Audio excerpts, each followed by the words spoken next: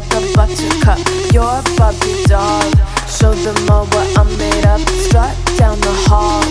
Won't stop till I get enough. Hey everyone, so you're here for the deep dive, and I bet you're here because of that game. Yeah. You know the one. The Ohio State-Michigan. Ohio State versus Michigan. Well, I think we all know it's more than just a game, right? Oh, yeah. This rivalry, it's been going on for what seems like forever, over a century. It's packed with so much passion and heartbreak.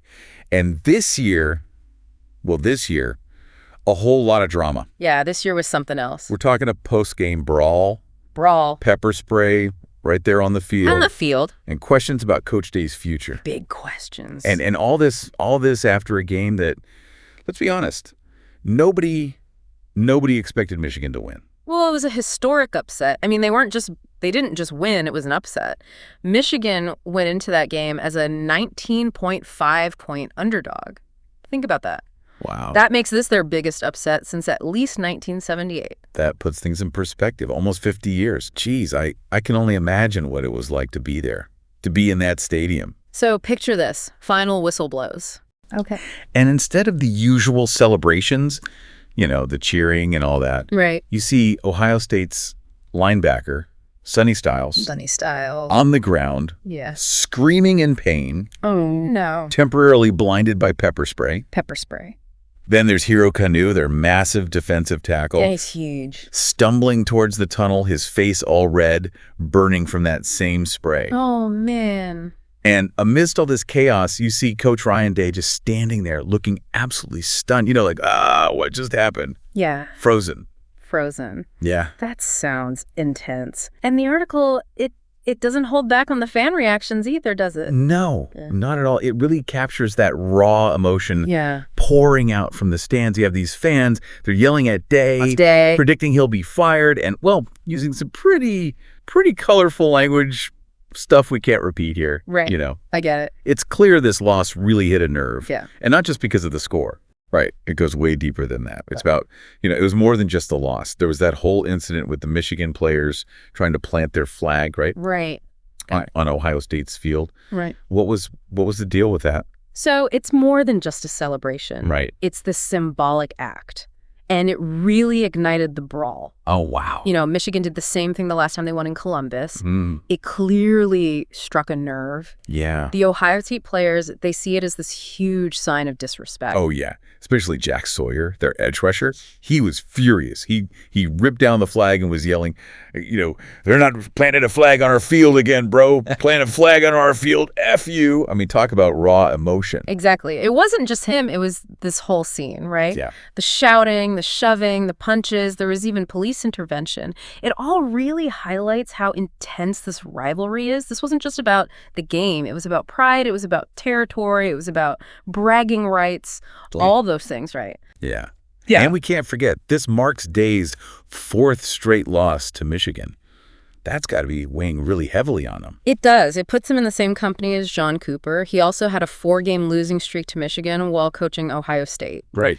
And, you know, that history, it casts a shadow on the program and puts immense pressure on a Bay. Yeah.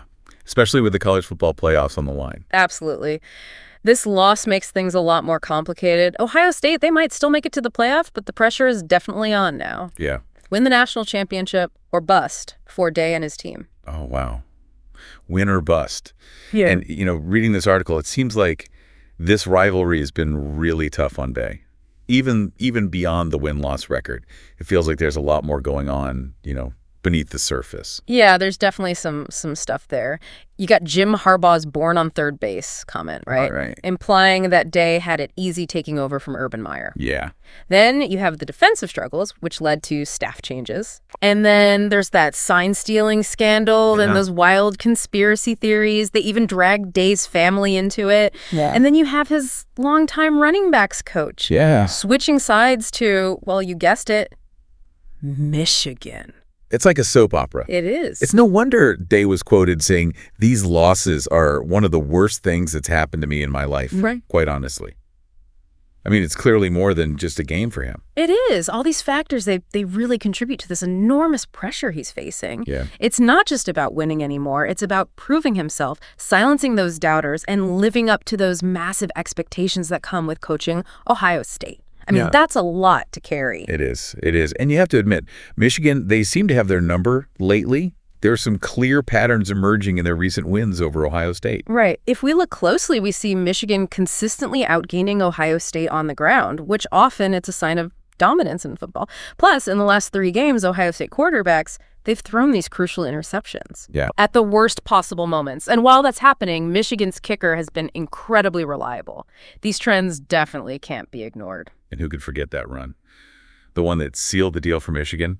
Cale Mullings breaking free for 27 yards despite being contacted behind the line of scrimmage. I mean, that was a clutch moment. Absolutely. That play, it really showcased Mullings' determination and strength. And it's interesting because it mirrors a similar play by Donovan Edwards a couple years ago, suggesting a pattern of Michigan finding ways to, to break through in those critical game-changing moments. So what does all this mean for Day's future? That's the million-dollar question, isn't it? The article highlights this uncertainty surrounding his job security. Yeah. And the pressure's on for him to deliver a national championship, not just for the program's sake, but, maybe even to save his own job. This loss has definitely intensified the scrutiny on him. All right, let's take a breath. We've unpacked a lot in this first part of our deep dive. The historical upset, the raw emotions spilling out, on and off the field, the weight of that brawl, and all that pressure on Coach Day.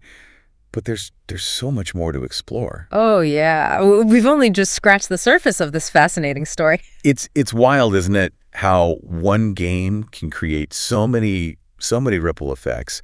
It's not just about the players and the coaches, out there on the field. Right. It's the media frenzy and all the fan debates. The fans. The future of programs. Oh, yeah. And that quote from Day, where he said those losses were one of the worst things he's experienced. It really gives you a glimpse into how much pressure these coaches are under. Yeah. And just how deeply personal this rivalry is. Yeah. It's almost like watching a Shakespearean tragedy, but it's playing out on the football field. You've got the fallen hero. Right. You've got this relentless rival. The crushing weight of expectations. Yeah. And the article, it really captures that drama, that element. Like when they describe Day, standing there motionless as that brawl erupts all around him. Yeah. Like paralyzed by the weight of that moment. Powerful image. It's a powerful image. Like watching his world just crumble. Right. And there's nothing he can do to stop it. And it makes you wonder, where does he go from here? Right. Does he rally his team, overcome this massive setback and finally conquer Michigan? Right. Or is this it? A turning point, a new era where Michigan dominates? Man, those are some big questions. And I think that's what makes all of this so compelling. It's not just the X's and O's, the game itself. Yeah. It's about the human drama. The emotion. The emotions, the legacies. Right.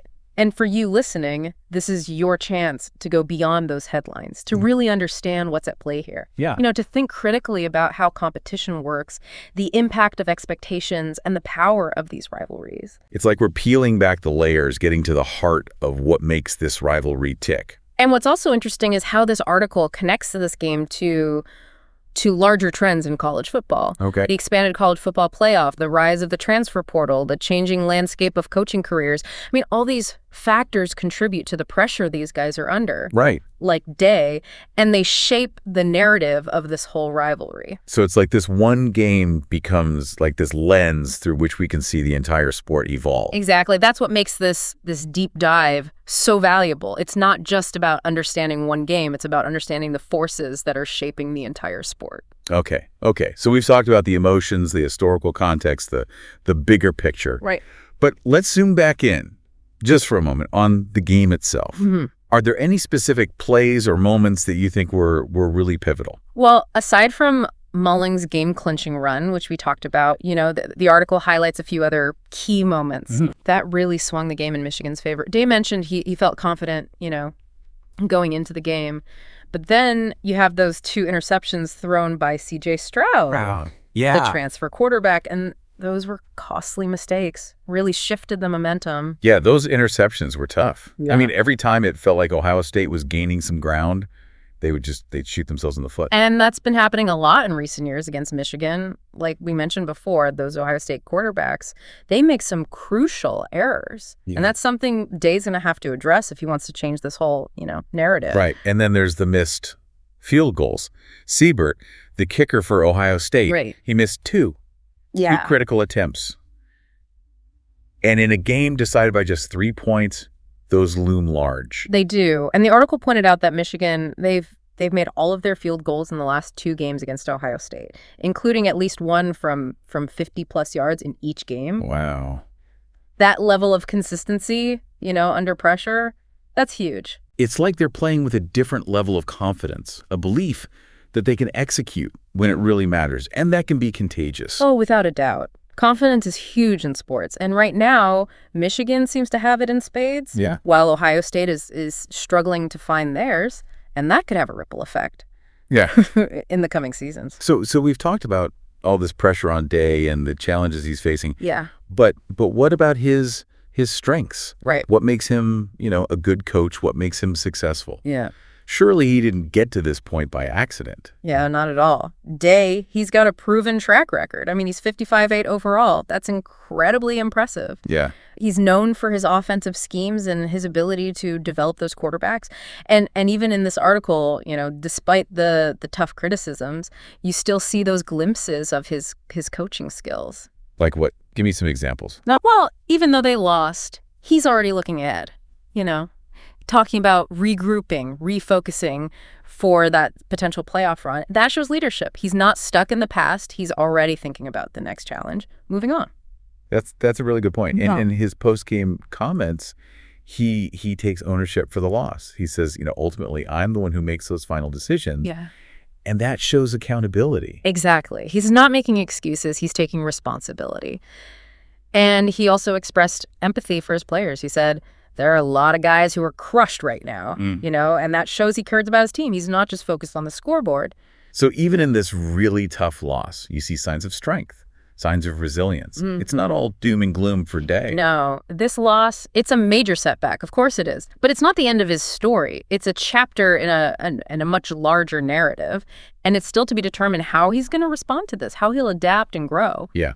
It's easy to get caught up in that immediate result.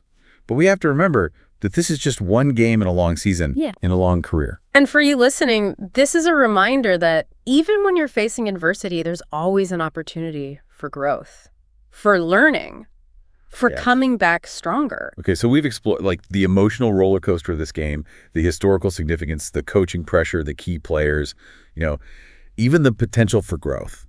But there's one more thing we need to talk about. You're talking about that brawl. Yes. That scene after the game. The brawl itself. Yeah. Yeah, we can't talk about this game and not discuss that. I mean, it's such a visceral representation of just the raw emotion involved in this rivalry. It is. And it reminds us that sports, while they can be a source of entertainment and camaraderie, they can also tap into some deep-seated tribalism and aggression. In this case, it seems like that flag planting, that was the catalyst. Yeah. It was his symbolic act of dominance, right? Michigan asserting their superiority, but on Ohio State's home turf. Yeah, and that's what makes it so provocative. It's not just about planting a flag. Right. It's about claiming that territory, establishing a hierarchy. It's like saying, we're here, we're in control, this is our house now. And for those Ohio State players, that was unacceptable. They saw it as a complete disrespect to their program, their history, their pride. And that's where things boil over. You have players like Sawyer. He grew up in Ohio, bleeds scarlet and gray. This is personal. It's like their identity is being challenged. Right. Their sense of belonging, their right to claim that space. Exactly. And when those fundamental beliefs are challenged, people react, in primal ways. It's fight or flight. Right. And in this case, it was fight. The article, it really captures the chaos of that moment. The shouting, the shoving, the punches being thrown, the police, trying to intervene. Like pepper spray. The pepper spray in the air. It's like a scene straight out of a movie. It is. And it's this vivid reminder that sports can evoke really powerful emotions. Yeah. Positive and negative. And while we celebrate the passion, and that intensity of rivalries, it's important to acknowledge that there's a fine line between healthy competition Yeah. and destructive behavior. Absolutely. This brawl, it serves as a cautionary tale. It's a reminder that we have to find ways to channel our passion constructively. Right. To celebrate our differences without resorting to violence. And for you listening, this is an invitation to think about your own relationship with sports, to examine how you process your emotions, and consider how we can create a more positive and respectful environment for everyone, the athletes and the fans. All right. That's a powerful thought to leave us with as we wrap up this second part of our Deep Dive. Right. We've covered a lot of ground, the on-field action, the drama off the field, the historical context, and what this means for the future of college football. But there's still more to uncover. You're right. We've gone deep, but there's always another layer to explore. We really have gone deep, haven't we? Yeah. I mean, we've talked about everything from the flag planting and that brawl to those patterns that suggest that Michigan keeps finding a way to outmaneuver Ohio State. Yeah. And of course, there's the big question about Coach Day and what happens to him, to his future. We have, and it all started with that upset, the one nobody saw coming. Yeah. And you wanted to understand how a game Michigan wasn't supposed to win turned into all this. And I think we did that. Yeah, I think so too. But as with any deep dive, it feels like we've uncovered more questions than answers. Well, that's what happens when you really start digging. And that's where you come in, the listener. Right. Because, we can analyze all the trends and the fallout, the Yeah. history. Yeah. But what happens next, that's still a mystery. That's the beauty of it all, right, of sports. It is. So here's what we want you to think about. Can Day turn things around? Can he take Ohio State to the playoffs and win a national championship? Or is this it? Did they lose their grip on the Big Ten with this loss to Michigan? What do you think? Think about those issues we talked about. Michigan and how they dominate the run game, how Ohio State's quarterbacks struggle. And then there's the kicker, the inconsistency there. Do you think those are fixable problems, or are they signs of something bigger, something worse, something deeper? And then there's the rivalry. Oh, yeah. Is this just another chapter? Yeah. Or has Michigan taken over? Oh. I mean, are we going to see them just dominate for years to come?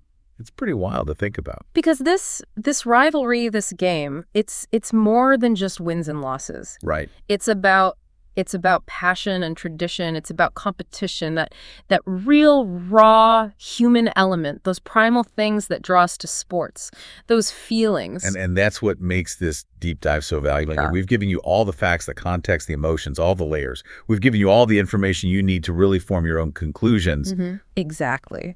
So as we wrap up, we really hope you keep thinking about these questions, keep exploring, keep questioning, keep diving deeper into all the things that interest you, that spark your curiosity. Because we showed you today, the real insights, they always lie beneath the surface. And that's what the deep dive is all about. Until next time. Sound the alarm. I'm coming up. We'll have a ball. I'm sweet like a buttercup. You're a Barbie doll. Show them all what I'm made of. Strut down the hall. Won't stop till